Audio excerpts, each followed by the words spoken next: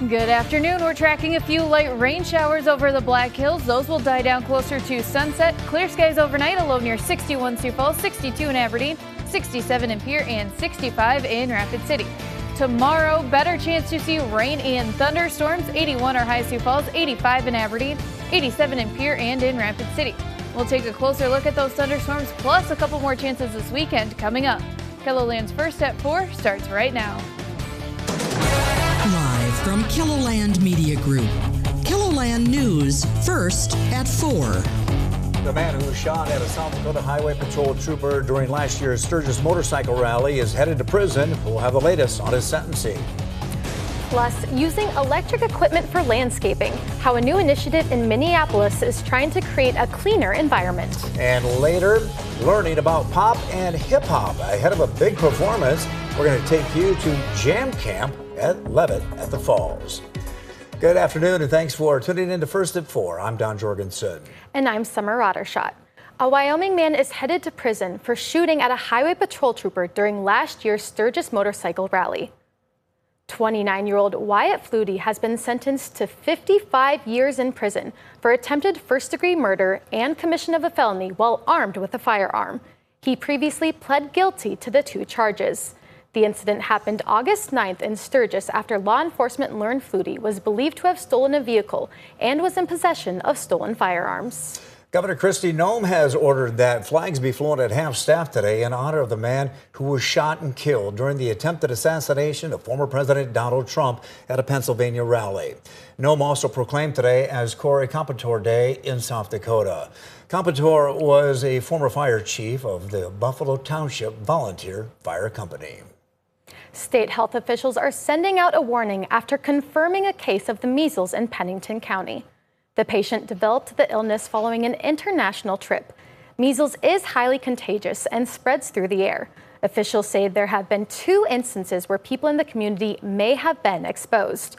You can find more specific details about the case and the illness on KELOLAND.com. Well, turning our attention to our weather, have you had a chance to be outside today? I did get to be outside, and I savored those 30 minutes. That's super nice out, Megan. It really is a nice day outside. We have sunshine, hardly any wind, and these temperatures are still slightly below normal. Right now in Sioux Falls, we're sitting at 80 degrees with that very light breeze.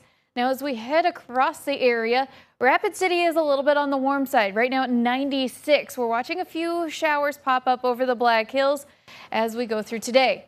95, the high temperature in Buffalo, 92 in Phillip and in Valentine. A little bit cooler here in eastern KELOLAND, 78 the high in Watertown and Marshall, 77 in Brookings. Those temperatures are below normal. The winds have been very light through today, right now at 5 to 15 miles an hour. We're going to keep those light winds around as we head through tonight and through most of tomorrow as well. Just a couple clouds in eastern KELOLAND, but thicker clouds over the Black Hills this afternoon. And under those clouds, few rain showers are popping up over the Black Hills. No lightning right now, just some pockets of heavy rainfall could be possible. But we are watching that risk of severe weather, mainly in Fall River County. Strong winds and small hail going to be those main threats.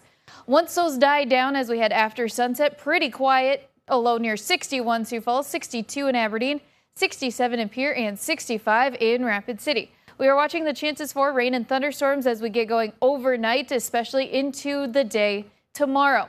Tomorrow we'll keep our winds mostly light. 81 the high Sioux Falls, 85 in Aberdeen, 87 in Pierre and in Rapid City. Now, we do have a chance to see those thunderstorms turn strong to severe as we head through the day tomorrow.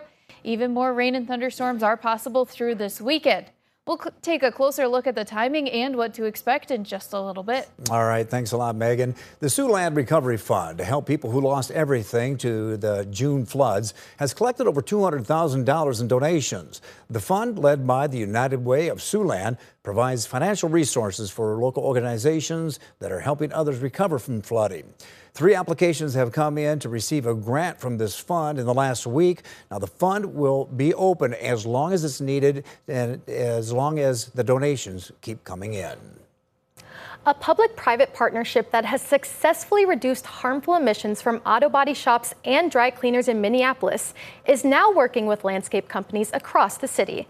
As Derek James shows us, the program is leading to quieter neighborhoods and cleaner air.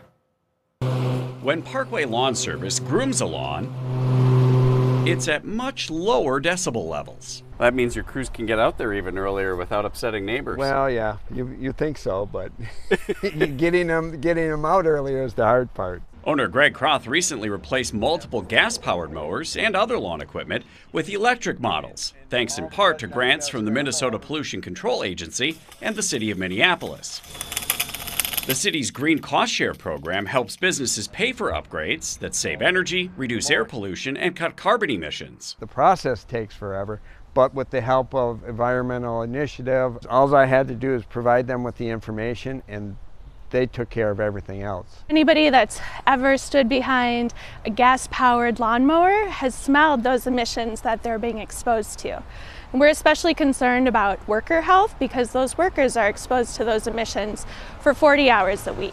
The U.S. EPA estimates that a new gas-powered push lawnmower produces as many volatile organic compounds and nitrogen oxides in 1 hour as 11 cars driven for the same length of time. Switching one of Croth's 6 landscape crews to battery-powered equipment has a much bigger impact. Their reductions ended up being 2,500 pounds of common air pollutants reduced every year. That's the equivalent of taking 200 cars off the road forever. Commercial electric lawn equipment manufacturers have made significant technical advancements to improve performance and reliability, but there's still work to be done. Through the day on a single charge for the mower can be a challenge. For the handheld tools, Croth uses this cyber system, which can recharge a battery in 8 to 10 minutes. I mean, we can't do it without folks like Greg. Being able to take, somewhat of a leap of faith. Driving an important transition to achieve significant reductions in air pollutants and greenhouse gas emissions. Able to invest in the future of Minneapolis businesses, we're able to reduce pollution and improve local public health, and we're also able to take meaningful steps toward achieving our climate goals. I don't know that I'm ready to start switching everything over, but I've been pleased with the results so far.